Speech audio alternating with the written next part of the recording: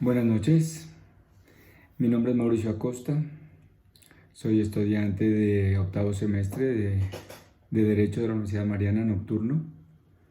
En este momento me presto a dar el informe final de la práctica formativa profesional.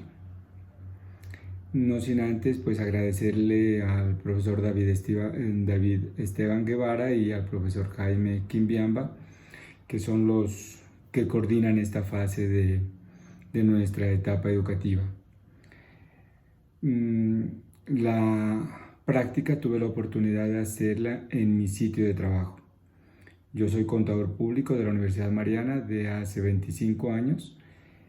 Igual tengo una especialización en alta gerencia de la misma universidad y tengo la oportunidad de desempeñarme como auditor de fiscalización de la Dirección de Impuestos y Aduanas Nacionales, seccional Pasto, en donde vengo trabajando ya hace más de 15 años. Entonces, con ese gusto de capacitarme y de unir mi profesión de contador público con el derecho, Dios me dio la oportunidad de continuar estudiando y eso fue lo que hice. Sin pensarlo, ya voy en octavo, muy contento de todo lo que se ha aprendido y de todo lo que en todo este proceso logro identificar la hermandad que hay entre las dos profesiones, con el ánimo de una vez ser abogado, dedicarme también específicamente al derecho tributario.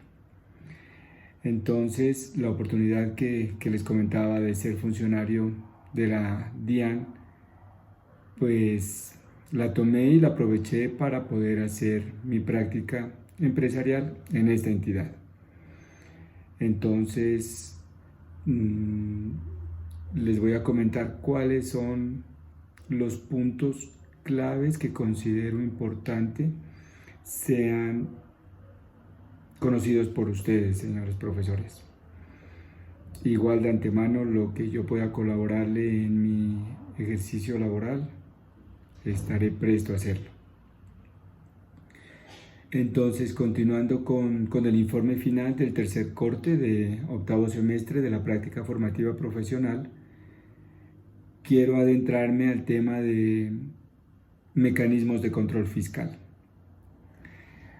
La DIAN básicamente en el proceso de fiscalización hay dos programas banderas.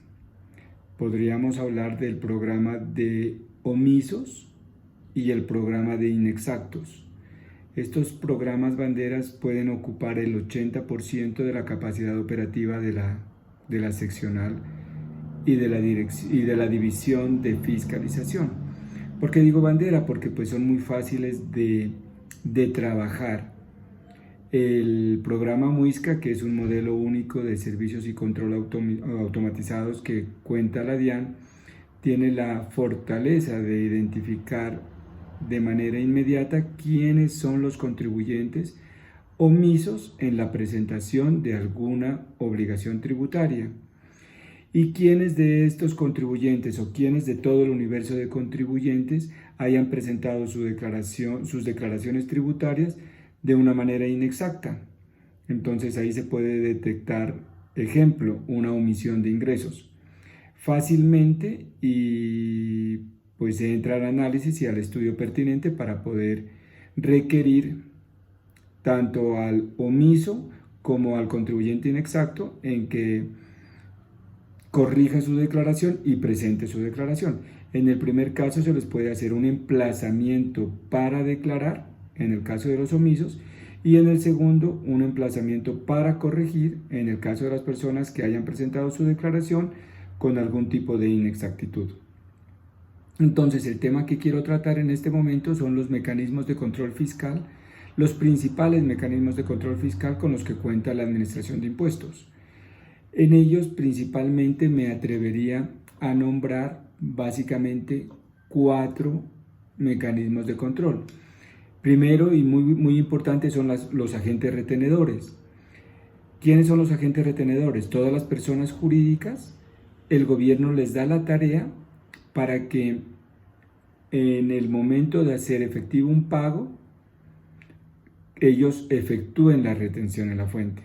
O sea, son unos intermediarios del Estado para recaudar anticipadamente un impuesto de renta. Todas las personas jurídicas cuentan con este tipo de obligación.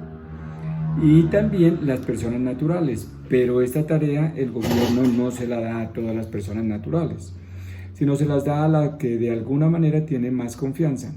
¿Y quiénes son estas personas? Los comerciantes que tengan ingresos superiores a 30.000 VT en el año inmediatamente anterior.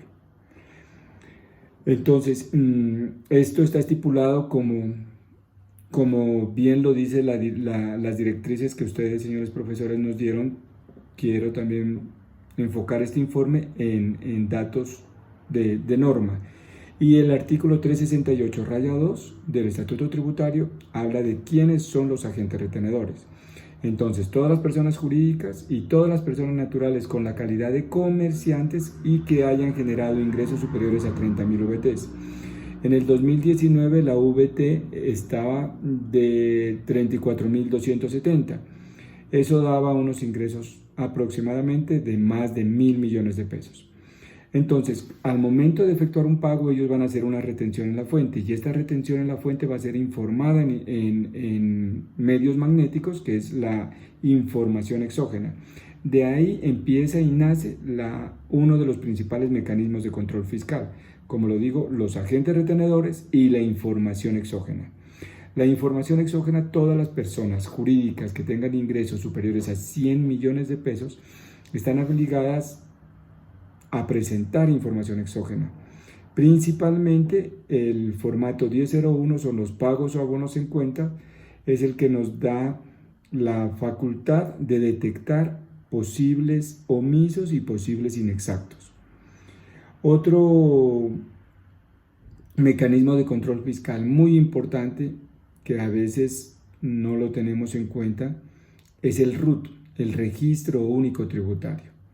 El Registro Único Tributario nos sirve como base de datos para identificar, ubicar y clasificar a los contribuyentes.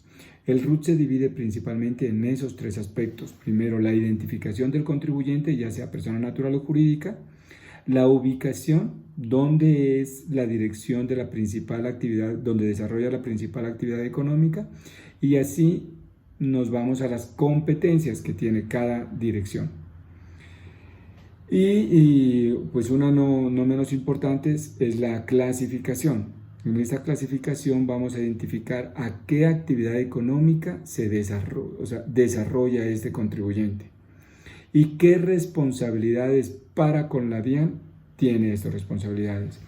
Yo siempre les decía a mis alumnos cuando tuve la oportunidad de dictar retención en la fuente, renta e IVA, les decía que cuando sean representantes legales o sean contadores o revisores fiscales, porque dictaban contaduría pública, lo primero que deben hacer cuando entren o ingresen a trabajar a una empresa, lo primero que deben hacer es solicitar el RUT. Con eso yo identifico cuáles son las responsabilidades tributarias que tengo para con la DIAN. Hoy en día, otro mecanismo de control fiscal muy importante es el que está en el artículo 771-5, que es lo que conocemos como bancarización. No es que el gobierno esté apoyando a la banca para que todo el mundo tenga que hacer sus transacciones por medio de la banca, sino que para la DIAN es muy importante conocer todas las transacciones que los contribuyentes hacen y qué mejor manera de bancarización. Este artículo 771-5 del Estatuto Tributario lo que nos dice es que para efectos fiscales todos los costos y deducciones, todos los impuestos descontables deben ser sometidos por bancarización, deben hacerse a través de un pago bancario. El gobierno empezó año tras año a aceptar un porcentaje que sea en efectivo, pero estoy muy de acuerdo de que en algún momento todas las transacciones, o sea, dejar de manejar el dinero como tal y ya empezar a bancarización.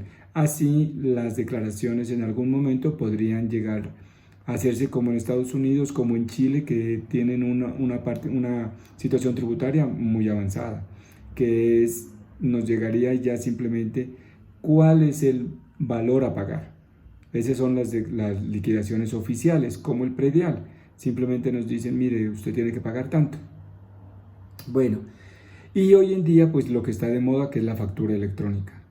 La factura electrónica, todos los contribuyentes que tengan ingresos superiores a 3.500 VT ya están obligados a partir del 1 de noviembre a expedir factura electrónica. Esto que quería comentarles simplemente son unos mecanismos de control fiscal. Aparte de lo que yo he venido desarrollando en esta práctica, podría comentar principalmente unos aspectos importantes que nacieron a través de la pandemia. Principalmente he trabajado en estos 6 meses en el en el decreto 535 del 2020, que habla de la solicitud abreviada. Es la devolución de saldos a favor tanto en renta como en IVA, que el gobierno, en vista de la pandemia, agilizó y hizo mucho más práctico este tipo de beneficios que tienen los contribuyentes. Normalmente el artículo 850 en adelante del Estatuto Tributario da a los funcionarios de la Administración de Impuestos, de la Oficina de Recaudo de Devoluciones, hasta 50 días hábiles para hacer la devolución de los saldos a favor. Gracias a este decreto 535, esos 50 días se disminuyeron a 15 días. Entonces, en vista de que no tengo mucho tiempo, quiero ser más claro. El gobierno también optó en un aspecto muy importante. ¿Cuál es? Resulta que hoy en día, por la baja del recaudo de los impuestos, optó por hacer investigaciones persuasivas que lleguen directamente al contribuyente y que se puedan definir, analizar y decidir en menor tiempo. Entonces es por eso que estoy manejando 4 programas de fiscalización, los cuales han dado muy buen resultado económico en cuanto al recaudo de impuestos, de una manera ágil y oportuna y con un acompañamiento al contribuyente. Ejemplo, estamos trabajando un programa se llama renta persuasivo. ¿Qué pasa con esto? Con información exógena como principal mecanismo de control fiscal, nosotros tenemos el formato 1001, que son pagos o abonos en cuenta, y los cruzamos directamente con el valor registrado en la declaración de renta. Y ahí logramos identificar que es un inexacto. Antes, ¿qué hacíamos? Abríamos un expediente y hacíamos actos administrativos que se demoraban mucho tiempo en notificar, en analizar y en el recoger las pruebas, y podríamos demorar una investigación fácilmente en 1 año y medio. Hoy, en una semana, con una llamada telefónica o con una visita al contribuyente, se logran correcciones voluntarias en beneficio del contribuyente y en beneficio del Estado colombiano. Ejemplo, hay contribuyentes que tienen movimientos bancarios superiores a los ingresos y les hemos dicho, ¿por qué ustedes tienen movimientos bancarios que alertan a la DIAN? Son alertas subjetivas que nos han dejado muchos ingresos. Entonces, estos programas tributarios persuasivos han sido de gran ayuda y de gran beneficio para el recaudo. Pues les quiero agradecer infinitamente a toda la Universidad Mariana, 1000 bendiciones, que el próximo año lo sepamos llevar como siempre la comunidad franciscana lo ha logrado, y en espera de haber cumplido todas las expectativas. La verdad no pensé que el tiempo vaya a ser muy corto, tenía mucho tema para tratar, pero ya voy 14 minutos, entonces me despido. Mi nombre es Álvaro Mauricio Acosta y 1000 gracias y feliz noche.